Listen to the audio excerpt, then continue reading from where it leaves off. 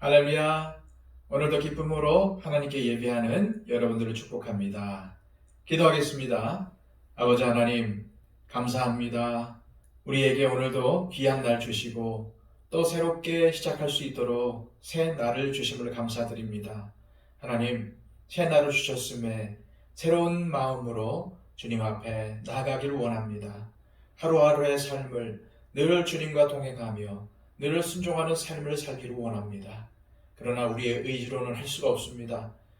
우리 안에 내주하시는 성령님께서 주장하여 주시고 나의 발걸음을 인도하여 주시고 우리의 모든 삶을 인도하여 주옵소서. 아버지 하나님, 오늘도 지혜가 필요합니다. 오늘도 능력이 필요합니다. 하늘의 신령한 지혜로 채워주시고 하나님의 능력으로 덧입혀 주셔서 오늘도 하나님의 사람으로 진정한 그리스도인으로서의 삶을 살아갈 수 있도록 인도하여 주시고 오늘도 하나님 살아계심을 증거하며 아버지 하나님의 이름의 영광을 위해서 살아갈 수 있도록 힘을 더하여 주옵소서. 주님, 오늘도 우리의 삶을 의탁하오니 역사하여 주옵소서. 예수 그리스도의 이름으로 기도하옵나이다. 아멘. 다 함께 찬송가 66장 찬양 드립니다.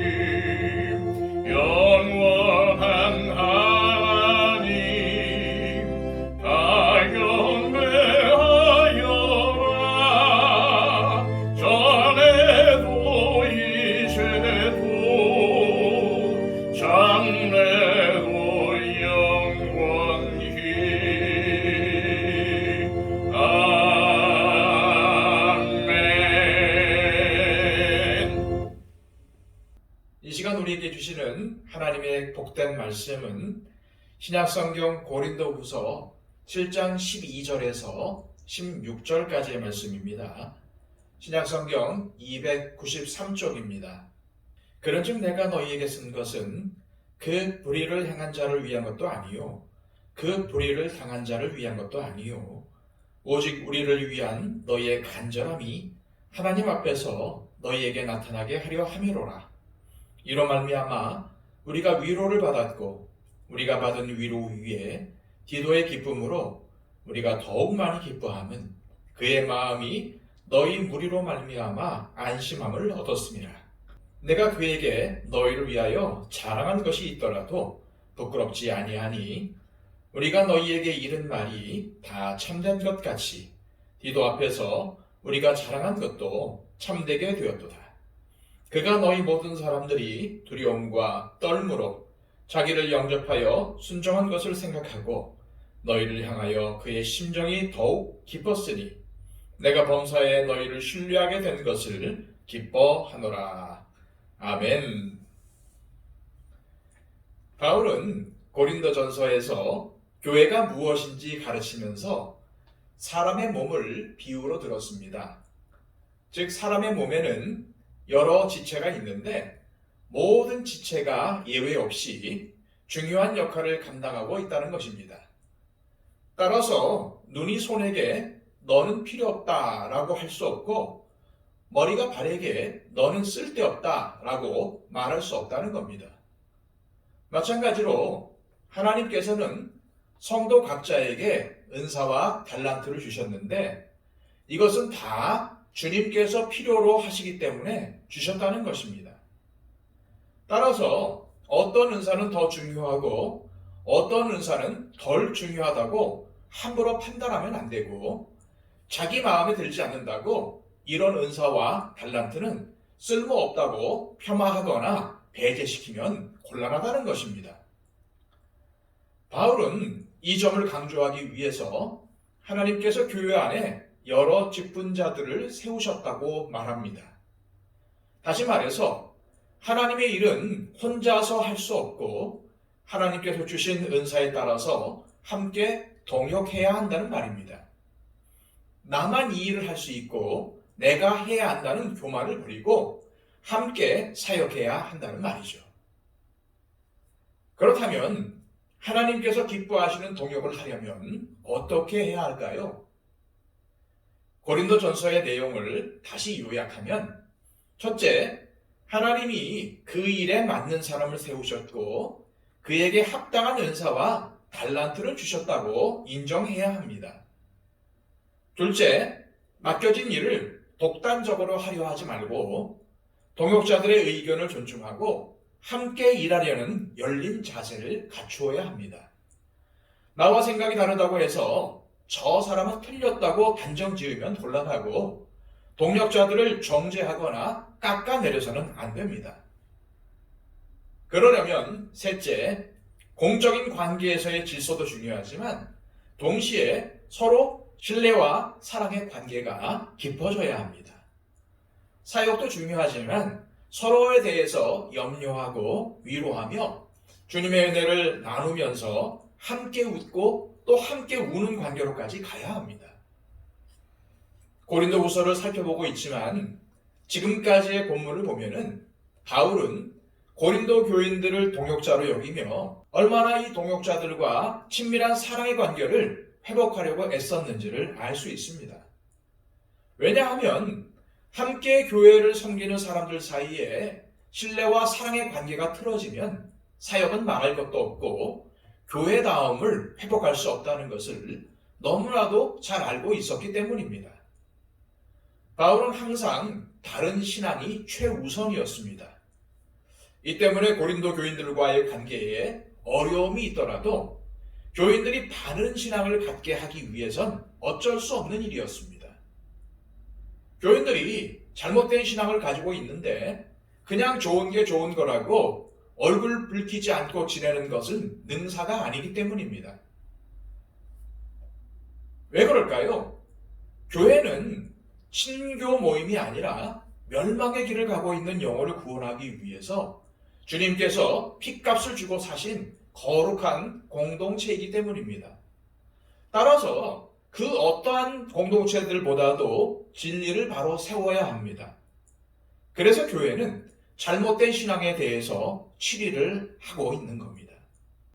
하지만 성도들 간에 신뢰와 사랑의 관계가 깨어져 있다면 어떻게 진리를 바로 세워나갈 수 있겠습니까?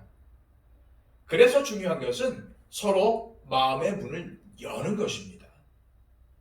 바울은 누구보다도 먼저 자신의 마음의 문을 열면서 나를 받아달라고 했습니다. 그가 얼마나 고린도 교인들을 사랑하는지도 전했습니다. 내가 이전에 말하였거니와 너희가 우리 마음에 있어 함께 죽고 함께 살게 하고자 함이라. 정말 나는 목숨을 다해서 고린도 교인 여러분들을 사랑한다는 말입니다. 또한 바울은 평소에 얼마나 고린도 교인들을 자랑스럽게 여겼는지도 밝혔습니다. 자신이 사역하면서 힘들고 고통스러울 때마다 고린도 교인 여러분들을 생각하면 큰 위로가 되고 기쁨이 넘쳤다고 했습니다. 바울은 제자이면서 동역자인 디도를 고린도 교회에 보내면서 마음이 불편했습니다. 자칫 디도가 자신이 맡긴 일 때문에 큰 상처를 받지는 않을까 하는 염려가 컸기 때문이었죠. 또 디도 편으로 보낸 편지 때문에 성도들과 자신과의 관계가 더 어그러지지는 않을까 하는 걱정이 앞섰습니다. 하지만 바울은 무사히 돌아온 디도를 만날 수 있었죠. 이것이 바울에게 얼마나 큰 위로와 기쁨이 되었는지 모릅니다. 게다가 디도가 들려준 이야기도 너무나 큰 기쁨이었습니다. 성도들이 바울을 몹시 보고 싶어 하며 특히 바울이 보낸 편지 때문에 잠시 마음이 아프기는 했지만 이를 계기로 성도들이 회개하고 바른 신앙을 회복하기 위해 힘쓰고 있다는 소식을 들었기 때문입니다. 이처럼 바울은 디도가 무사히 돌아온 것과 또 고린도 교인들의 변화된 모습 때문에 큰 위로를 받으며 기뻐했습니다. 바울이 쓴 편지를 직접 고린도 교회로 가지고 가서 그들을 잘 설득했던 디도의 헌신으로 고린도 교회가 회개하며 건강한 공동체로 회복되고 있다는 게 큰 기쁨과 보람이었습니다. 이것은 분명 바울과 디도가 동역하여 고린도 교인들이 바른 신앙을 갖도록 힘썼기 때문에 누릴 수가 있는 기쁨이었습니다. 그러나 바울이 너무나 기뻤던 것은 고린도 교인들과의 사이에 신뢰와 사랑이 회복되었기 때문이었습니다. 고린도 교회는 바울의 자랑거리였습니다. 아무리 바울을 오해하고 비방하는 세력이 존재하고 있다고 해도 고린도 교회를 향한 바울의 애정에는 변함이 없었습니다. 고린도 교회는 바울에게는 자랑거리이며 위로의 존재였습니다. 하지만 디도를 고린도 교회로 보낼 때에는 그가 큰 상처를 입지는 않을까 걱정이 컸습니다. 그러나 결과는 전혀 달랐죠. 고린도 교회 성도들이 디도를 정말 마음을 다해서 받아주었습니다. 그래서 바울은 이전보다 더 깊이 고린도 교인들을 사랑하게 된 것입니다. 자, 오늘 본문 12절에서 16절까지의 말씀입니다. 그런즉 내가 너희에게 쓴 것은 그 불의를 행한 자를 위한 것도 아니요 그 불의를 당한 자를 위한 것도 아니요 오직 우리를 위한 너희의 간절함이 하나님 앞에서 너희에게 나타나게 하려 함이로라. 이로 말미암아 우리가 위로를 받았고 우리가 받은 위로 위에 기도의 기쁨으로 우리가 더욱 많이 기뻐함은 그의 마음이 너희 무리로 말미암아 안심함을 얻었음이라. 내가 그에게 너희를 위하여 자랑한 것이 있더라도 부끄럽지 아니하니 우리가 너희에게 이른 말이 다 참된 것 같이 디도 앞에서 우리가 자랑한 것도 참되게 되었도다. 그가 너희 모든 사람들이 두려움과 떨므로 자기를 영접하여 순종한 것을 생각하고 너희를 향하여 그의 심정이 더욱 깊었으니 내가 범사에 너희를 신뢰하게 된 것을 기뻐하노라. 바울은 이 모든 것이 하나님의 은혜라고 믿었습니다. 바울은 무엇보다도 그들과 사랑과 신뢰의 관계가 회복되고 자신이 성도들을 전적으로 신뢰하고 사랑할 수 있게 되어서 기쁘다고 했습니다. 이를 계기로 더 기쁜 동역의 길을 갈 수 있게 된 것입니다.